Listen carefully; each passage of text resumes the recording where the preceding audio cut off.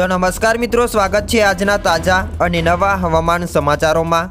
आज तारीख 14 ऑगस्ट 2026 और वार थई छे शुक्रवार।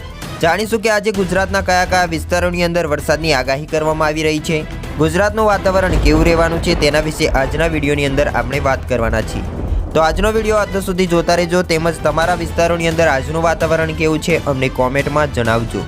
मित्रों, एक साथे त्रण वेधर सिस्टमों सक्रिय है, जेना लईने गुजरातनी अंदर तेनी असरो जोवा मळी रही छे।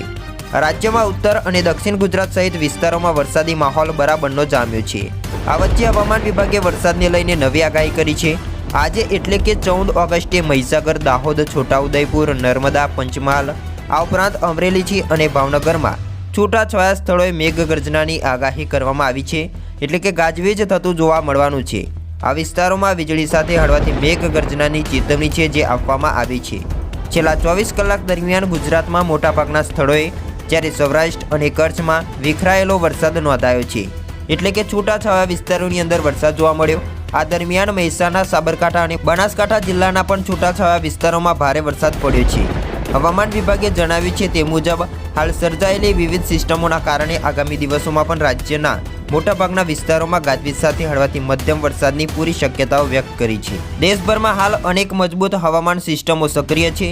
પશ્ચિમ બંગાળના દરિયાકાંઠા પર સર્જાયેલું ડિપ્રેશન હાલ પશ્ચિમ ઉત્તર પશ્ચિમ તરફ આગળ વધી રહ્યું છે અને તે આગામી 24 કલાક દરમિયાન ગંગાના મેદાની વિસ્તારો તથા ઝારખંડ પરથી પસાર થશે। આ ઉપરાંત ઉત્તર પશ્ચિમ મધ્યપ્રદેશ પર ઉપલા વાતાવરણમાં પણ સાયક્લોનિક સર્ક્યુલેશન યથાવત છે। મોસમની ટ્રફ લાઇન અને શેર ઝોન પણ સક્રિય હોવા સાથે વિસ્તારોમાં નીચેના સ્તરે દક્ષિણ પશ્ચિમથી પશ્ચિમી પવનો ફૂંકાઈ રહ્યા છે, જે વરસાદ માટે સાનુકૂળ પરિસ્થિતિ બનાવી છે। વધુમાં જાણીએ તો આ હવામાન સિસ્ટમોની અસર હેઠળ ઉત્તર ગુજરાતના તમામ જિલ્લાઓ જેવા કે સાબરકાંઠા હોય, વાવ, થરાદ, પાટણ, મહેસાણા, સાબરકાંઠા, ગાંધીનગર, અરવલ્લી, ખેડા, અમદાવાદ, આણંદ, तो पंचमहाल, दाहोद और महिसागर में मोटाभागना स्थलोए हळवाथी मध्यम वरसाद और गाजवीज साथे छांटा पड़वानी शक्यताओ व्यक्त करी छे।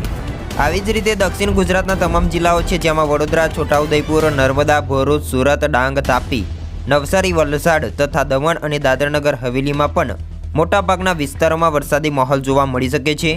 ज्यारे सौराष्ट्र और कच्छ प्रदेश, सुरेन्द्रनगर, राजकोट, अमरेली, भावनगर, मोरबी, गीर सोमनाथ तेमज बोटाद, कच्छ और दीव में पण थोड़ाक स्थलोए तथा जामनगर, पोरबंदर, जूनागढ़ और द्वारकाना छूटाछवाया विस्तारों में हळवाथी मध्यम वरसादनी आगाही आपवामां आवी छे।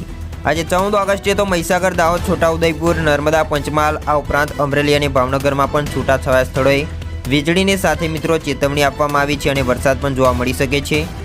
बंगाळनी खाडीनुं लो प्रेशर डिप्रेशन में पण फेरवायुं छे। हवामान विभागे जे माहिती आपी छे ते मुजब पश्चिम बंगाल पर बांग्लादेश दरियाकांठे उत्तर बंगाळनी खाड़ी पर बनेलुं लो प्रेशर વધુ મજબૂત બનીને ડિપ્રેશનમાં કેન્દ્રિત થયું છે। 13 ઓગસ્ટે સવારે 8:30 વાગે આ ડિપ્રેશન પશ્ચિમ બંગાળ દરિયાકાંઠા નજીક હતું। તો ઉત્તર પશ્ચિમ પ્રદેશ અને આસપાસના વિસ્તારોમાં રહેલું લો પ્રેશર હવે ઓછું સ્પષ્ટ બન્યું છે। જો કે આ વિસ્તારોમાં તેની સાથે સંકળાયેલું ઉપરનું ચક્રવાતી પરિભ્રમણ પણ હજુ સક્રિય છે। ચોમાસાની ટ્રફ પણ દેશના કેટલાક ભાગોમાં સક્રિય છે। આ ઉપરાંત મધ્ય અને ઉત્તર દ્વીપકલ્પીય ભારતમાં સિયર ઝોન પણ યથાવત છે। આ સાથે વધુમાં માહિતી મેળવીએ તો આગામી દિવસોમાં ગુજરાતમાં વરસાદી માહોલ ચાલુ રહેવાની શક્યતાઓ છે। 19 ઓગસ્ટ સુધી રાજ્યમાં સાર્વત્રિક વરસાદની આગાહી કરવામાં આવી છે। જો કે વરસાદનું પ્રમાણ તમામ વિસ્તારોમાં એક સરખું નહીં હોય। કેટલાક વિસ્તારોમાં ભારે વરસાદ થઈ શકે છે, જ્યારે અન્ય વિસ્તારોમાં હળવાથી મધ્યમ વરસાદની આગાહી અને ઝાપટા પડે તેવી શક્યતાઓ વ્યક્ત કરી છે।